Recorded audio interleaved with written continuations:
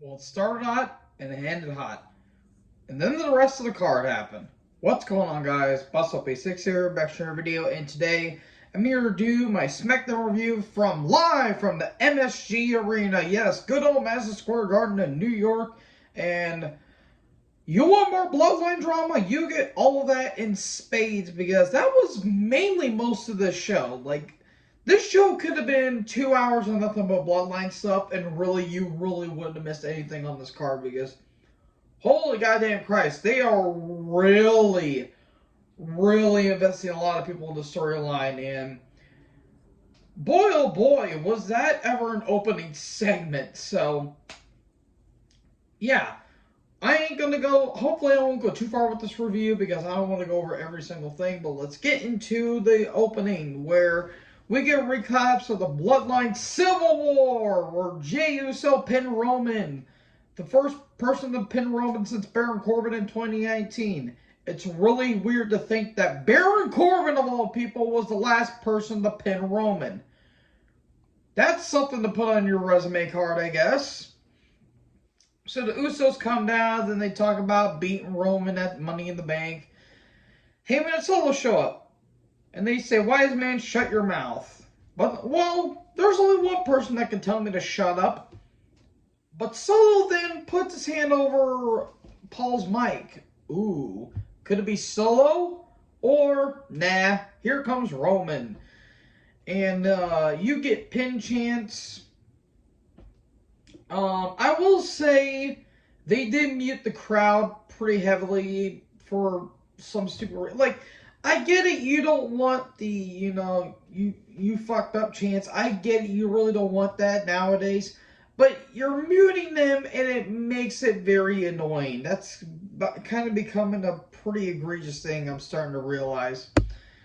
Well, you ain't the tribal chief, because we have a video package for you when it's Roman basically bullying them and being a dick to everyone. And then you fucked up chants, and he said, "No, I didn't." Everyone said, "Yeah, you did." He said, "I did it for both of you," and now he's starting to regret it. And he's like, "You know what? I don't want it. I don't need it. I'm done. It's yours. You're now the tribal chief." He puts the lay over Jay. He gets on his hand. He gets on his knees, and he's crying. He's begging. I've never seen this much cousin action where the other cousin has to be on their knees and crying. I may have seen a different film, but more on that later. And then Jay leans in to hug him. Low blow. Then Jimmy attacks. And then Solo throws Jimmy. Spike to Jimmy. Then Solo holds the lay, but he won't give it to Roman.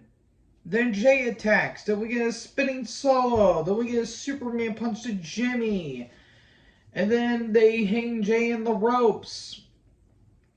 Man, let me tell you something. When you see one cousin hanging their other cousin while the other cousin is beating down on the other cousin, you might want to be nowhere near Alabama from what I'm talking about.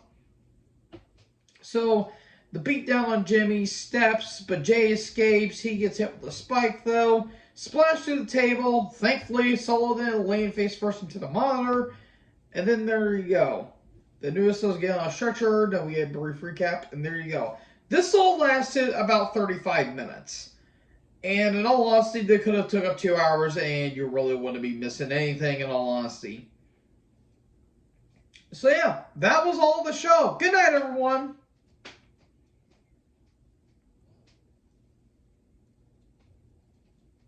You still here? Oh yeah, there's more of the show. Well, after doing that hot stuff with the crowd, we have a theory match, and the crowd died immediately. As much in the long of my interest of this show, Theory took on Sheamus for the U.S. title.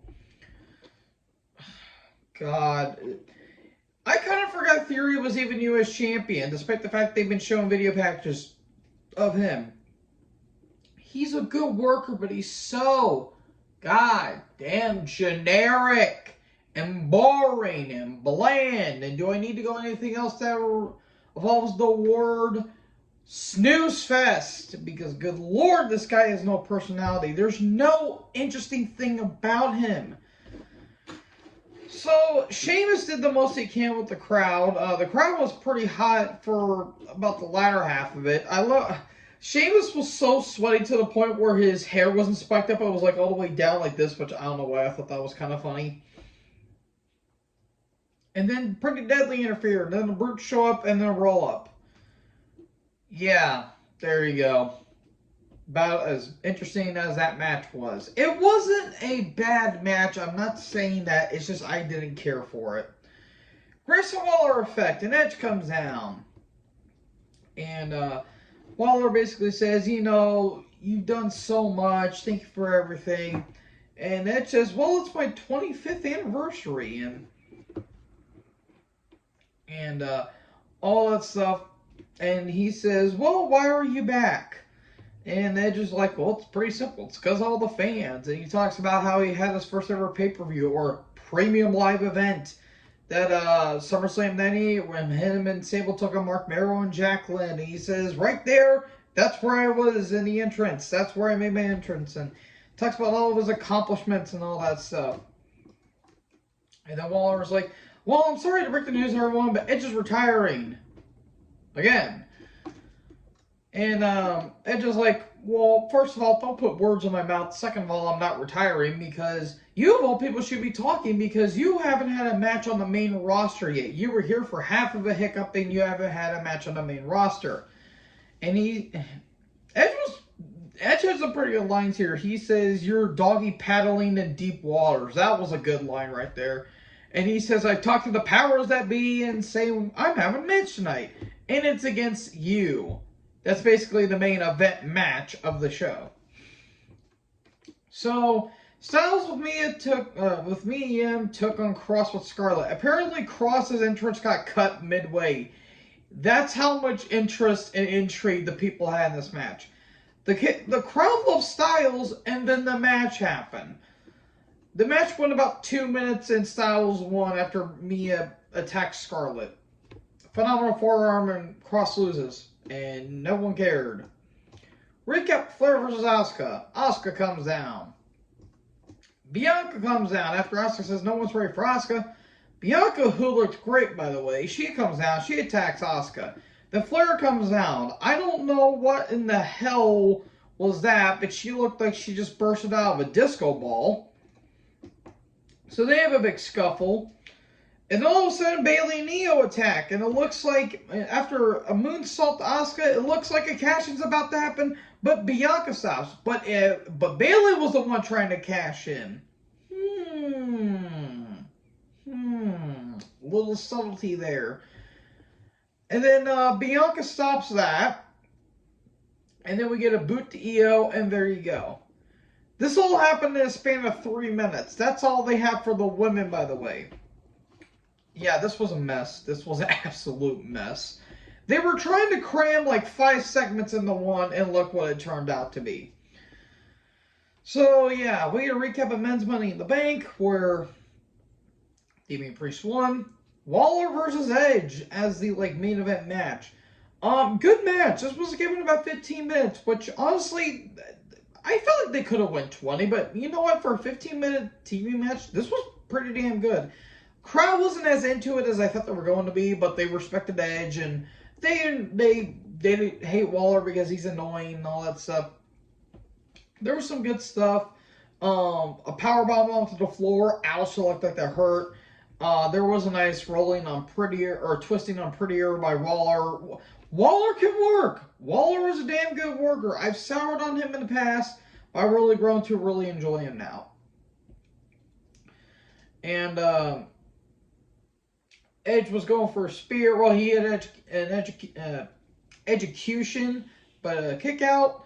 Then he goes for a spear, gets countered, rolling center into a spear, and Edge wins. Really, that was a really good move. That was a really good finish, by the way.